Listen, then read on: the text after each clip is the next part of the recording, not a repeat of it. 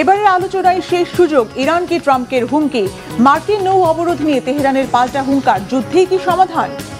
হুঙ্কার আমলে না নিলে ইরানের বিরুদ্ধে কি ব্যবস্থা নিতে পারে আমেরিকা, যে ভুল এড়িয়ে এখনও তুলনামূলক নিরাপদে আছেন ট্রাম্প? ইসরায়েলকে সুরক্ষা দিতে মার্কিন অস্ত্রের মজুদে টান, পেন্টাগনের গোপন তথ্য ফাঁস, দলে দলে দেশ ছাড়ছেন কেন ইসরায়েলিরা? এবার ইরানকে শেষ সুযোগ দেওয়ার হুঙ্কার দিয়েছেন মার্কিন প্রেসিডেন্ট ডোনাল্ড ট্রাম্প। হুঁশিয়ার করে বলেছেন, চলমান আলোচনায় সমঝোতা না হলে আর সুযোগ পাবে না তেহরান। এই হুঙ্কার আমলে নেওয়া তো দূরের কথা, বরং ইরানের বন্দর ঘিরে মার্কিন নৌ অবরোধ প্রত্যাহার না হলে হামলা আর ক্ষয়ক্ষতির জন্য মার্কিন বাহিনীকে প্রস্তুত থাকতে বলেছে তেহরান। আর মার্কিন প্রেসিডেন্টের কথিত শান্তি আলোচনার সত্যতাকে আবারও প্রশ্নের মুখে ফেলার মতো প্রতিক্রিয়া দিয়েছে ইরানের পররাষ্ট্র মন্ত্রণালয়। তাহলে কি আবার যুদ্ধে ফেরার প্রেক্ষাপট তৈরি হচ্ছে? কি বলছেন দুই পক্ষের মধ্যস্থতাকারী আরব নেতারা? অস্ত্রের লড়াইয়ে ইরানের কাছে বারবার নাস্তানাবুদ অবস্থা আড়াল করতে হঠাৎ করেই যুদ্ধ থামিয়ে আলোচনায় সমাধানের জন্য ব্যতিব্যস্ত হয়ে পড়েন মার্কিন প্রেসিডেন্ট ডোনাল্ড ট্রাম্প। যদিও আগাগোড়া অসত্য তথ্যে ভরা কথিত আলোচনার দাবি বেশিক্ষণ ধোপে টেকে না। যেন প্রতিবারই প্রেসিডেন্ট ট্রাম্পের বায়বীয় দাবির মুখে সপাটে চড় বসাচ্ছে ইরান। কোনো রাগঢাক না রেখে প্রায় প্রতিদিনই বিভিন্ন সুযোগে তেহরান জানিয়ে দিচ্ছে যুক্তরাষ্ট্রের সাথে কোনো ধরনের আলোচনা চলছে না, যা গত 3 মাস ধরে ইরান আমেরিকা সমঝোতা খেলার পুনরাবৃত্তি বলেই মনে হচ্ছে। এখন পর্যন্ত যার ফলাফল শূন্য, দড়ি টানাটানি চলছে যুদ্ধ আর শান্তির মধ্যে।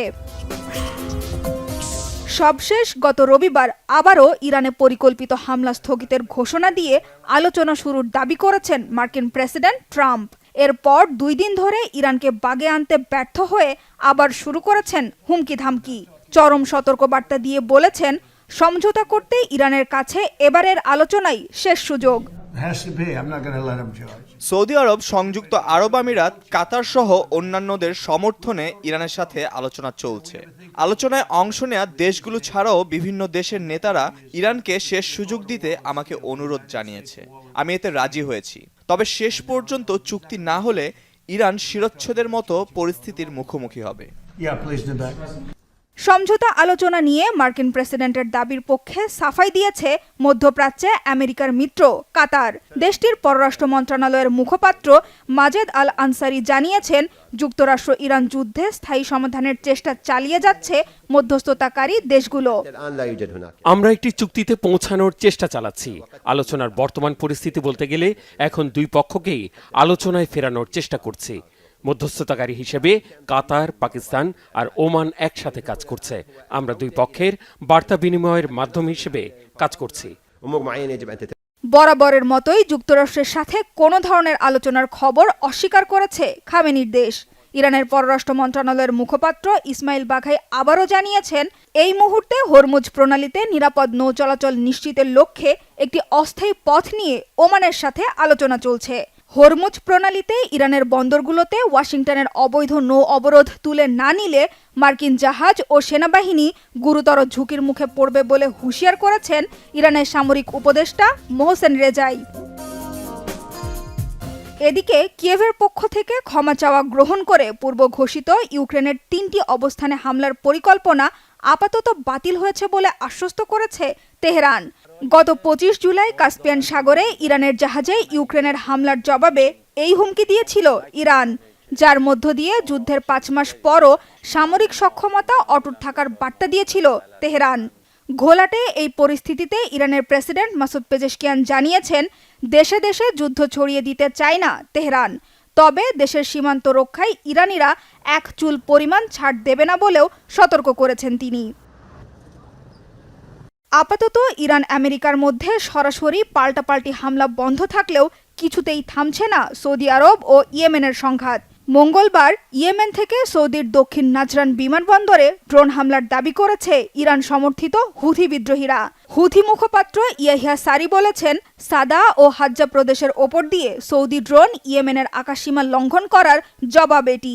এদিকে ইরানকে শেষ সুযোগ দেওয়ার হুঙ্কার দিলেও যুদ্ধের ময়দান থেকে মান সম্মান নিয়ে সরে যাওয়ার কোনো পরিকল্পনা প্রস্তুত রেখেছেন কি মার্কিন প্রেসিডেন্ট ডোনাল্ড ট্রাম্প? ইরানকে হুমকি দেওয়ার পর থেকেই এমন প্রশ্নই ঘুরপাক খাচ্ছে। বিশ্লেষকদের মতে ভিন দেশে যুদ্ধ করতে গিয়ে পূর্বসূরি মার্কিন প্রেসিডেন্টদের করা গুরুতর একটি ভুল থেকে এখনও নিজেকে সামনে রেখেছেন প্রেসিডেন্ট ট্রাম্প। কি সেই ভুল? ট্রাম্পের হুঙ্কার আমলে না নিলে ইরানে মার্কিন স্থল অভিযানের আশঙ্কা আছে কি? ইরান যুদ্ধ শুরুর পর 5 মাস পেরিয়ে 6ষ্ঠ মাস চলছে। এই মধ্যবর্তী সময়ে যুদ্ধবিরতি কার্যকর আর শান্তি আলোচনায় অগ্রগতির দাবি করা মার্কিন প্রেসিডেন্ট ডোনাল্ড ট্রাম্প নিজের কথারই বরখেলাপ করছেন নিয়মিত।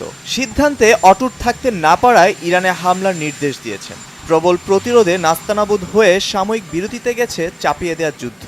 এই ঘটনাক্রম ঢুকে পড়েছে অন্তহীন এক চক্রে। এতে খুব ভালোভাবেই ফেঁসে গেছেন মার্কিন প্রেসিডেন্ট। একদিকে পরাশক্তি আমেরিকার সামরিক সক্ষমতার দম্ভ, অন্যদিকে ইরানের হার না মানা লড়াকু মানসিকতা।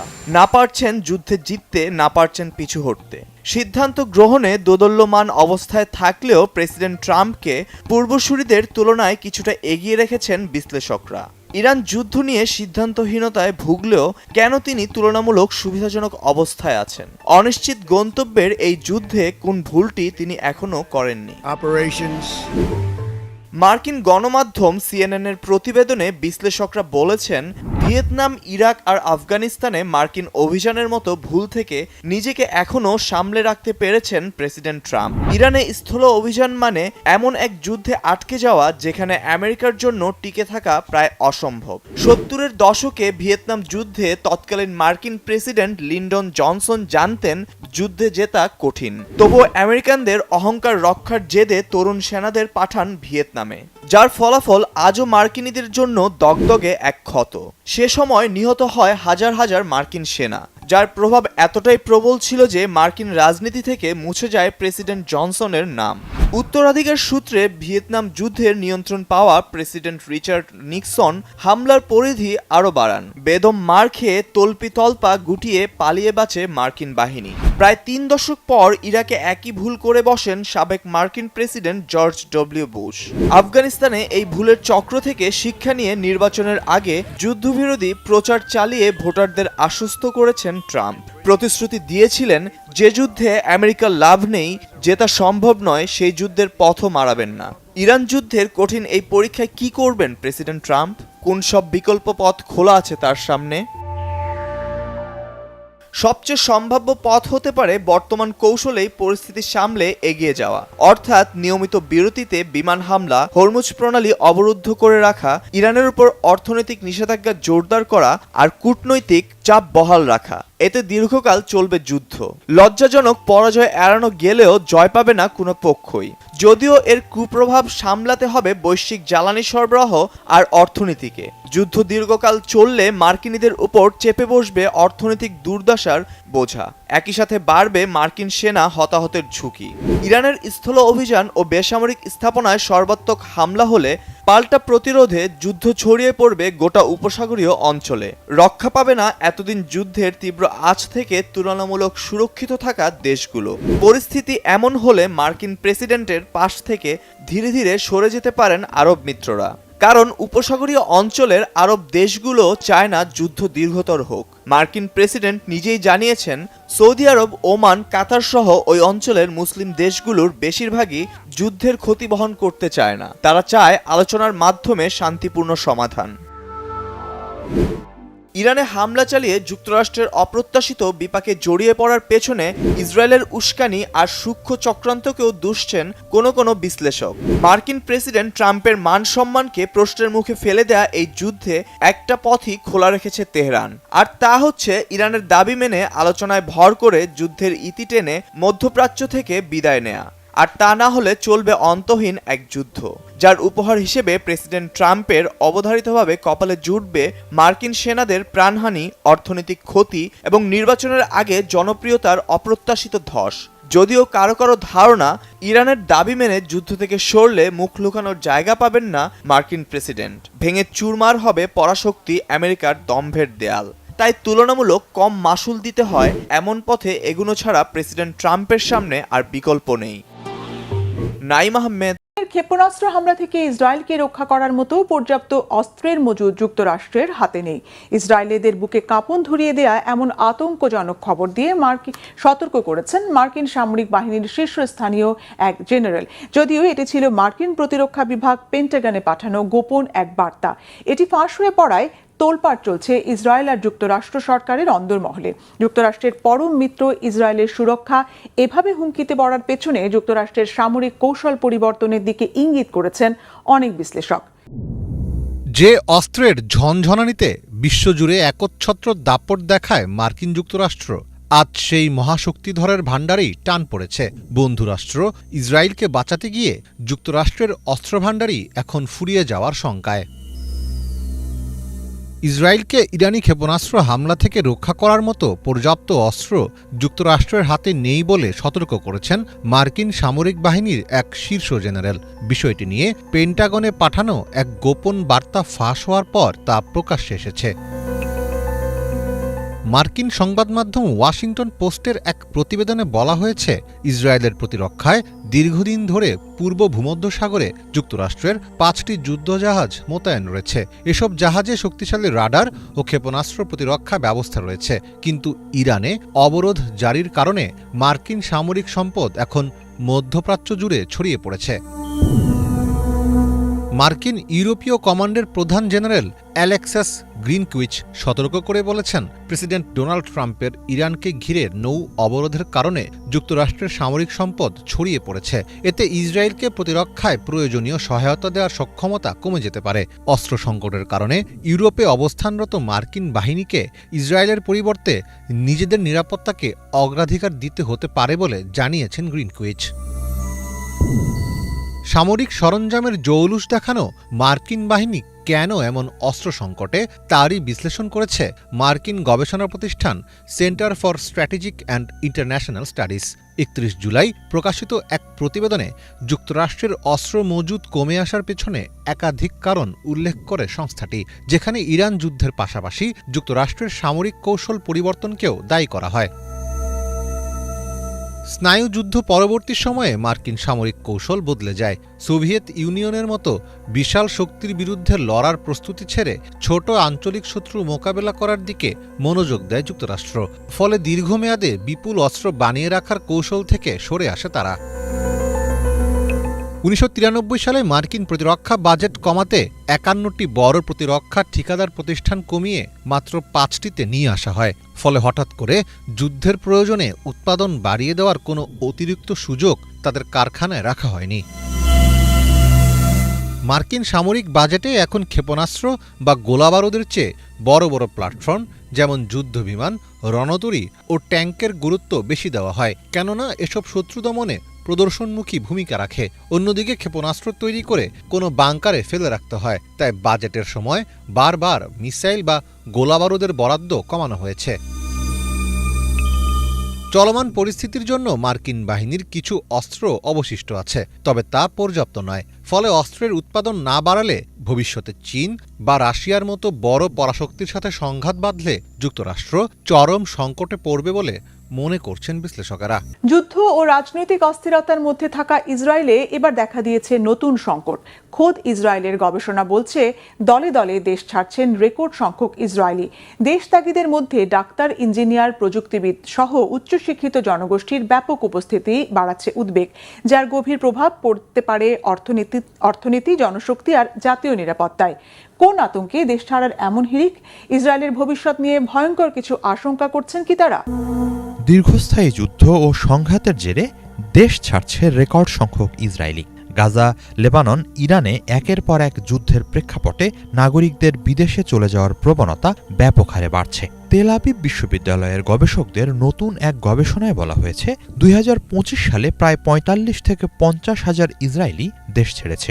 এই ধারা অব্যাহত থাকলে তা ভবিষ্যতে দেশটির নিরাপত্তা, অর্থনীতি এবং জনসংখ্যাগত ভারসাম্যের উপর নেতিবাচক প্রভাব ফেলতে পারে বলে গবেষণায় সতর্ক করা হয়েছে। টাইমস অব ইসরায়েলের প্রতিবেদনে বলা হয়েছে, গবেষণার বিশ্লেষণ অনুযায়ী 2023 ও 2024 সালে প্রায় 50 হাজার করে ইসরায়েলি অন্তত 1 বছরের জন্য দেশ ছেড়েছিলেন।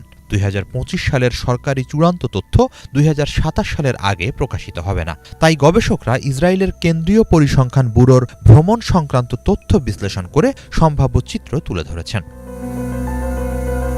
গবেষণায় দেখা যায় 2025 সালে প্রায় 90,922 জন ইসরায়েলি টানা অন্তত 3 মাসের জন্য দেশ ছেড়েছেন।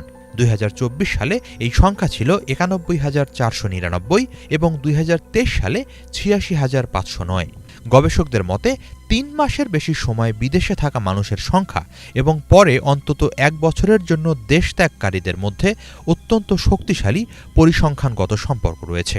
সেই ভিত্তিতেই তারা অনুমান করছেন 2025 সালে অন্তত 45 থেকে 50,000 ইসরায়েলি দীর্ঘমেয়াদে দেশ ছেড়েছেন। গবেষণায় আরও উল্লেখ করা হয়েছে 2010 থেকে 2019 সাল পর্যন্ত প্রতি বছর গড়ে প্রায় 60,000 মানুষ 3 মাস বা তার বেশি সময়ের জন্য বিদেশে যেতেন। কিন্তু 2023 থেকে 2025 সালের 3 বছরে এমন ভ্রমণের সংখ্যা বেড়ে দাঁড়িয়েছে 2,68,509, যা 1 দশক আগের একই সময়ের তুলনায় উদ্বেগজনক মাত্রায় বেশি। গবেষকরা বলছেন সাম্প্রতিক বছরগুলোতে ইসরায়েলের দীর্ঘস্থায়ী সামরিক সংঘাত, অভ্যন্তরীণ রাজনৈতিক উত্তেজনা এবং সরকারের বিভিন্ন নীতি নিয়ে অসন্তোষ দেশত্যাগের প্রবণতা বাড়িয়ে তুলেছে। অতীতে উন্নত অর্থনৈতিক সুযোগের সন্ধানে বিদেশে যাওয়ার প্রবণতা বেশি থাকলেও বর্তমানে অনেক নাগরিক রাজনৈতিক পরিস্থিতি, গণতান্ত্রিক প্রতিষ্ঠান নিয়ে উদ্বেগ এবং নিরাপত্তা পরিস্থিতিকেও দেশ ছাড়ার অন্যতম কারণ হিসেবে উল্লেখ করছেন। প্রতিবেদনে আরও বলা হয়েছে, নতুন অভিবাসীদের বাদ দিয়ে কেবল দীর্ঘদিনের ইসরায়েলি নাগরিকদের তথ্য বিশ্লেষণ করা হয়েছে, যাতে প্রকৃত দেশত্যাগের চিত্র স্পষ্টভাবে উঠে আসে। গবেষকদের মতে 2024 ও 2025 সাল মিলিয়ে ইসরায়েলে আসার চেয়ে দেশ ছেড়ে যাওয়া মানুষের সংখ্যা প্রায় 50,000 বেশি ছিল। এটি দেশটির জন্য একটি বিরল পরিস্থিতি, কারণ অতীতে সাধারণত বিদেশ থেকে আসা ইহুদি অভিবাসীর সংখ্যাই বেশি থাকত। প্রতিবেদনে বলা হয়েছে, সাম্প্রতিক সময়ে চিকিৎসক, পিএইচডিধারী, প্রকৌশলী, বিশ্ববিদ্যালয়ের শিক্ষক এবং উচ্চ আয়ের অন্যান্য পেশাজীবীদের ইসরায়েল ত্যাগ উল্লেখযোগ্য হারে বেড়েছে। ইসরায়েলের অর্থনীতি মূলত উচ্চ দক্ষতা সম্পন্ন মানব সম্পদ, বিশেষ করে উচ্চ প্রযুক্তি খাত ও জ্ঞানভিত্তিক শিল্পের ওপর নির্ভরশীল। ফলে দক্ষ জনশক্তির ইসরায়েল ত্যাগ দীর্ঘমেয়াদে অর্থনীতির জন্য বড় ধরনের চ্যালেঞ্জ সৃষ্টি করবে। গবেষকরা আরও সতর্কতা জানিয়ে বলছেন, বর্তমান পরিস্থিতি তাৎক্ষণিক সংকট সৃষ্টি না করলেও নতুন করে রাজনৈতিক, অর্থনৈতিক বা নিরাপত্তাজনিত বড় কোনো ধাক্কা এলে দেশত্যাগের হার আরও বেড়ে যেতে পারে। একবার এই প্রবণতা নির্দিষ্ট সীমা অতিক্রম করলে তা উল্টে দেওয়া অত্যন্ত কঠিন হবে এবং দীর্ঘমেয়াদে ইসরায়েলের অর্থনীতি, জনশক্তি ও জাতীয় নিরাপত্তার উপর গভীরভাবে এর প্রভাব পড়বে।